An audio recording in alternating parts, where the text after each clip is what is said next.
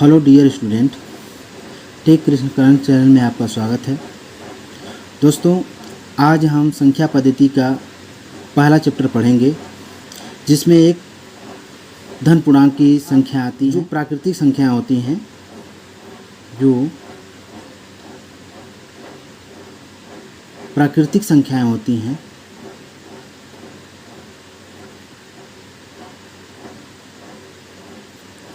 हैं, जैसे 1, 2, 3, 4 dot dot dot infinite तक, ये हमारी संख्या क्या हो जाएंगी? प्राकृतिक। अब आ जाइए पूर्ण संख्याएं। पूर्ण संख्या किसे कहते हैं? दोस्तों, जिन संख्याओं में जैसे जो नंबर नेचर नंबर है, जैसे 1, 2, 3, 4, 5, ये जो अनंत तक संख्या होती हैं, इसके आगे अगर हम 0 अगर लगा दें, अर्थ है हमारी संख्याएं जो पूर्ण हो जाती हैं, ये हमारी पूर्ण संख्या कहलाती हैं। ठीक है दोस्तों, अगर हम 1, 2, 3, 4, 5 संख्याओं में जो कि हमारी संख्या ये अनंत तक होती हैं, इसमें अगर आगे हम 0 अगर 0 भी हम ले लेते हैं तो ये संख्या हमारी पूर्ण संख्या। अब आ जाइए दोस्तों ऋण पूर्णांक। ऋण पूर्णांक किसे कहते हैं? अर्थात अनंत से स्टार्ट हो करके, अनंत से शुरू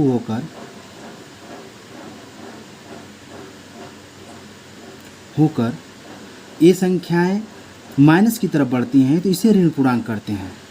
जैसे अनंत से स्टार्ट हो गई, -4, -3, -2 डॉट डॉट डॉट। ठीक है दोस्तों, ये संख्या है ऋण पूर्णांक। अब आइए दोस्तों पूर्णांक। पूर्णांक क्या होता है? पूर्णांक ये होता है, अर्थात ऋण पूर्णांक, ये ऋण पूर्णांक 0 तथा धन पूर्णांक के समूह को पूर्णांक कहते हैं।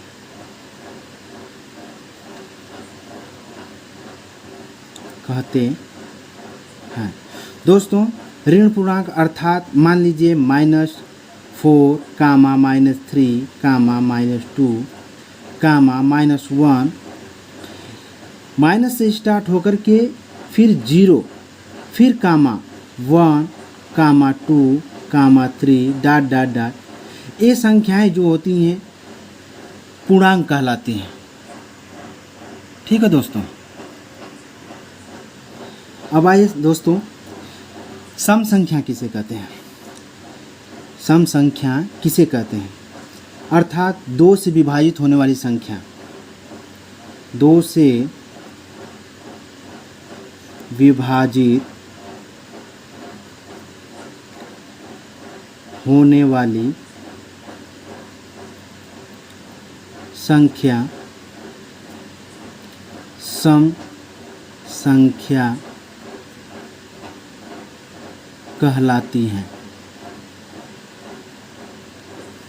ठीक है दोस्तों, अर्थात 2, 4, 6, 8, डॉट डॉट डॉट इनफिनाइट तक, मतलब जो संख्या 2 से विभाजित होती हैं वो संख्या विभाजित हो जाए, वो सम संख्या कहलाती हैं। आपको जैसे मान लें 2, 4, 6, 8, 10 भी हो सकता है, 12 भी हो सकता है, 14 हो सकता है। ऐसे आगे आने वाली अनंत संख्याएं क्या होती हैं? सम संख्या कहलाती हैं। विषम संख्या। विषम संख्या जो संख्या 2 से विभाजित नहीं होने वाली संख्या, जैसे हो गया 1, 3, 5, 7 डॉट डॉट डॉट इनफाइनाइट तक।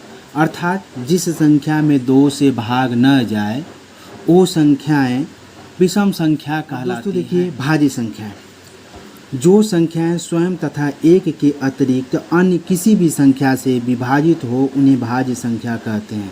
जैसे 4, 6, 8, 9। दोस्तों, जैसे मैं 4 को ले लीजिए, ये संख्या 1 से भी विभाजित होती है 2 से भी विभाजित होती है और स्वयं 4 से भी विभाजित होती है। अर्थात ये 1 से,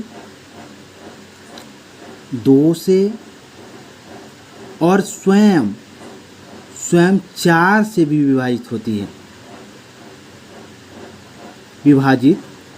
होती है, ठीक है दोस्तों।